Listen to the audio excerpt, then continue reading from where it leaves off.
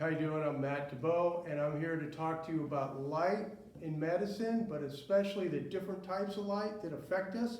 And the sun is a very important factor in our health. I've written a book, Light, Health Benefits, and Medical Applications, and I'm going to read you some stuff, a little bit out of the book, and some notes. And I've got a few other books that I want you to look at here. Light is an amazing, amazing thing that we really, we take it for granted. And sunlight especially. Sunlight is something that we see every day. We really don't think much of it. Sure, we all know it activates vitamin D, and vitamin D is critical to our health. And what's amazing is sunlight is like the brain's light meter. It actually activates all these biochemical reactions that occur by being exposed to sun. And as a lot of you know, sunlight affects bone growth and bone density. And one of the things that's very interesting about sunlight is the level of our of melanin in the skin. And what's been found is that people that have higher amounts of melanin, that have darker complexion, take 4 times as much sunlight to synthesize the same amount of vitamin D as somebody that is lighter complected. And so this leads to a lot of other health issues if people are dark complected, if they don't get out in the sun. Some people like John Ott, who's a researcher who worked with Walt Disney, and he was one of the first to do time-lapse photography with flowers and plants. Like if you've seen flowers come to bloom, one of the first guys to do that, his name was John Ott. And what John Ott realized is that when he used different types of light, the flowers would bloom differently in different wavelengths of light. And what he noticed is that if he didn't use the right wavelengths of light, the flowers might not bloom at all. And so he started to do more and more experiments with plants and light, and came to the conclusion that we as humans need light. And he felt that sunlight needs to be part of the recommended daily allowance. Just like all the vitamins and everything else, he feels a certain amount of sunlight exposure is needed by all humans every day. And sure, we get a little bit in our arms and face every day, but we need it on our body. And what John felt is we need about 20 minutes to an hour of sunlight every day just to maintain normal and positive health. One of the things that has been found is that sunlight reduces blood pressure naturally. And as we all know, plants need chlorophyll for photoabsorption. And what's interesting is chlorophyll is the light sensitive compound in plants is a porphyrin molecule. And our hemoglobin is also a porphyrin molecule, same exact molecule, just a different core. But I'm going to go through some stuff here where we talk about the Greeks were using heliotherapy early on, and they knew that we needed sunlight, and they felt it was very, very important for our health. And that vitamin D is not an actual vitamin, it's a pre-hormone. And a lot of us think, oh, it's vitamin D, it's a vitamin. It's actually not a vitamin. But a lot of the studies have shown that it can reduce the incidence of heart attack and stroke. It can help reduce the incidence of osteoporosis and heart attack. And that's why I'm talking about with the blood pressure issue with vitamin D is very, very critical. So if people are darker complected and they're not getting enough sunlight because they're working in an office or they're not working out or they're not going outdoors on a regular basis, they truly need more sunlight. And if darker complected people are not getting enough sunlight, they are going to be more at risk to to heart disease and heart attack and a lot of other health issues. And sunlight is also very good for improving energy, depression, reducing skin irritation. It goes on and on and on. And now there is kind of a paradox in this. Sunlight will cause more wrinkles, will cause potentially in some cases cataracts, sunspots, and basal cell carcinoma, which is 95% treatable. But yet the benefits of sunlight on our tissue outweigh these small risks. I mean, we're talking about some interesting stuff that's been going on. Rickets is caused by not enough sunlight. And what they're finding is that children are currently getting rickets. There's a rise in rickets because kids are inside playing video games, they're not getting outside enough. There's other things like seasonal affective disorder. And I don't know if you've heard of this, it's like a state of depression where people get lethargic and they don't feel good and they need more sunlight. We need to get out in the sun. And you know, it's an amazing all this stuff. So in 1903, a guy named Niels Finsen won a Nobel Prize using sunlight to help people with tuberculosis and different things using the UV part of the spectrum. He would take sunlight and run it through a prism and actually use that light to heal people. And it's just, you know, he was great, doing great stuff. Now another guy named Jacob Lieberman. Now Lieberman has written this book right here, Light, the Future of Medicine. I don't know if you can see it, but here it is here. It is amazing, and he coined the term malillumination.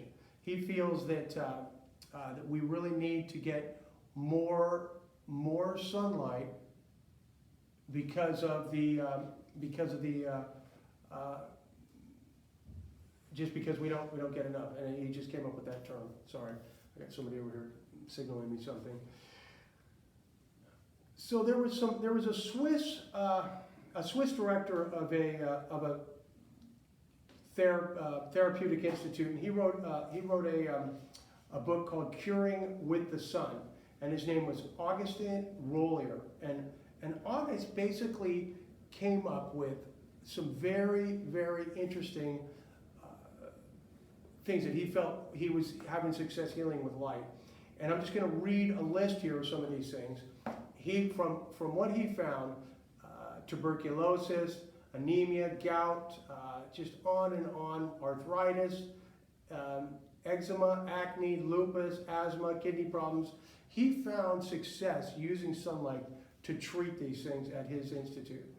And it's you know, loss, and other people have found that, you know, like I said, it may trigger cataracts, but the benefits outweigh the losses. We're talking about loss of muscle tone, and another, sunlight plays a critical role in children's eye development. And if they're not exposed to sun, they could have, later in life, they could have eye problems. What else was found is that children that were born during certain months of the year actually had a great, they would actually grow a couple inches taller. And that was very, very interesting as well. So, and it says here, you know, sunlight has been used to sterilize water. People used it to sterilize pillows and rugs back in the day. It's just, you know, it's too bad that its medicinal and hygienic properties have kind of been forgotten about. So, you know, light is just an amazing, amazing technology, and it's just endless what the potential of light is.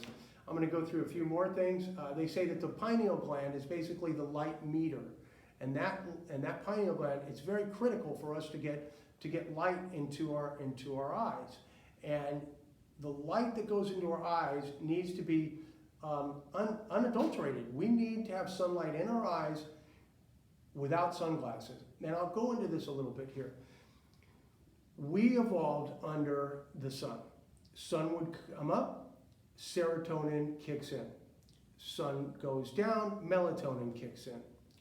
And what happens when we're in artificial light, we are not getting full spectrum sunlight, so it confuses the brain. So what happens is that the brain starts to release serotonin and melatonin simultaneously. And when this occurs, it throws off our circadian rhythm and our hormonal balance in our system. And it's very important that we get outside in the morning without the sun, without sunglasses, and get that sun hitting our face. We don't have to look directly into the sun, but we need to get the sun into our eyes. And it's funny because people can suffer from this malillumination that live in sunny states like Texas and Florida and California. what happens is that they will literally go from their house, jump in their car, which has tinted windows, put on their sunglasses when they go outside, walk into their office, work all day, go back into their car, jump in their car, go back to home, and they're not getting the proper amount of sunlight. This throws the whole endocrine system out of whack. Very, very important that we have that sun hit our face, shut that melatonin down, and kick that serotonin back into full gear. I mean, there's just a lot of studies about how important sunlight is for our health and the things that it can do. There's been several studies that have done some very interesting stuff. There was a study, now I'm going to try to remember this, by somebody named Jane Wright in Bellevue North Cancer Center. And this study was based on where the light, so John, if I remember correctly, John Ott, who was one of the early pioneers of light, he actually worked with Philips. And in working with Philips, he developed the first full spectrum light bulb, and that's like a sunlight bulb. And what he did is he was working with Dr. Wright, and he asked to do this experiment. And the experiment was there was a whole bunch of people that had cancer. And he said, look, I'd like them to go outside for, I guess it was a week or two, and they went outside, and he said, I'd like to do this experiment and have them go outside every day for an hour or so of sunlight without sunglasses, and basically let's see what happens with the cancer. So all these people had different types of cancer, went out, did this thing, and what the doctors found is the cancer stopped progressing. Now, it didn't stop the cancer completely, but it stopped its progression, and it worked on almost all the people except for one person, and her cancer kept growing at the same rate it had. And so he came back and he said, well, that's interesting. Everybody else's cancer, kind of stopped progressing, and this one person didn't. And then somebody said, well, she didn't follow your direction. She wore sunglasses every time we went out in the sun. So sun isn't just important for our skin to synthesize vitamin D. Sun is important to get in our eyes naturally, unadulterated without sunglasses or anything. And so there's other studies that I talk about here in the book that go into this stuff. What's interesting is that the most biologically active part of sunlight is UV. That is the most important, but that's the one that gets all the bad press. So UV light does this, UV light does that, but UV is critically important, and it's needed. By 1986, 80% of the workforce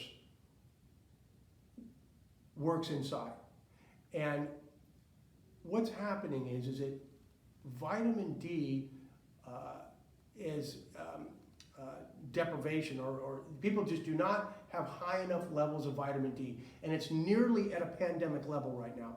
People need to get out there and get in the sun, and if you don't get in the sun, eat vitamin D and get food-based vitamin D. Try not to get synthetic vitamin D. It's very, very important that we need to get that vitamin D in our system. So I just wanted to kind of cover that. Oh, here's a few more things I just wanted to. So some of the other studies that have been found is that it can reduce high blood pressure, heart attacks, stroke, type 2 diabetes it helps with, muscle weakness, osteoporosis. I mean, the list just goes on and on and on of all the different things that the light can do. So that's kind of wraps this up for this segment on light. I appreciate you guys tuning in, and I'm going to be doing a full segments on sunlight and artificial light and all these different areas of light and medicine, and one of them is called biophotons, which is just amazing. We actually emanate light. Stay tuned. I will be doing more of these broadcasts here in the near future, and thank you for watching. Appreciate it.